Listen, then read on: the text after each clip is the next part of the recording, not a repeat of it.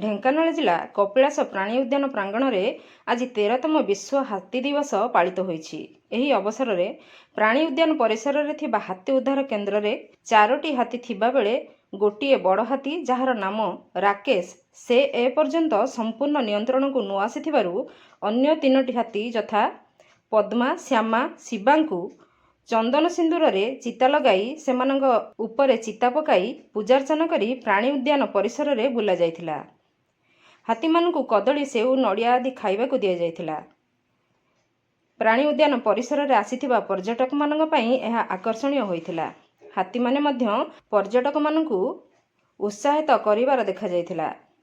प्रारंभ में कपिलास रेंज परिसर में जिला सहकारी वन संरक्षक सत्यनारायण साहू, कपिलास रेंज अधिकारी तरुण कुमार महांती, डाक्तर असित चक्रवर्ती, बायोलॉजी आलोक नायक एवं समस्त हाथी स्क्वाड और वन कर्मचारी प्रमुख आज हाथी दिवस अवसर में निज निजर मंतव्य देइथिले।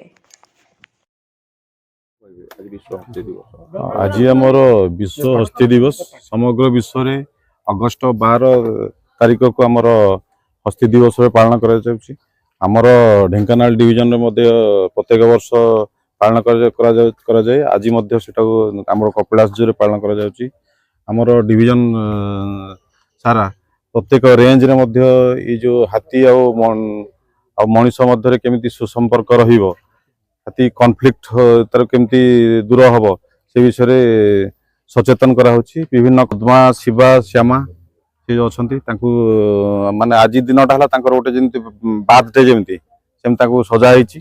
तांकु विभिन्न प्रकार लोक मानकु मोर अनुरोध को अजथा इरिटेट करंतु नाही, तांकर चलापथ को अवरोध करंतु नाही।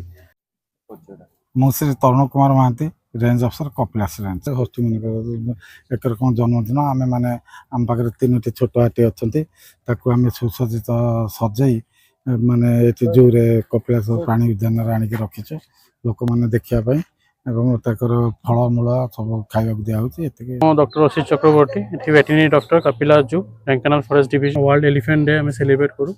यही वर्ष भी आमर छुआ हाथी आमर माने अच्छी पद्मा, श्यामा, शिवा धरी आम ए सजाइलानी आमर लोक मान व्यवस्था कले देखा मेन उद्देश्यटा हला आम हाथी मान आमर सीटा आमर स्लोगान रही हाथी आमर साथी सेटा आमर लोक मान बुझेबा को अच्छे जे हाथी संरक्षण पे आमको प्रयास दरकार।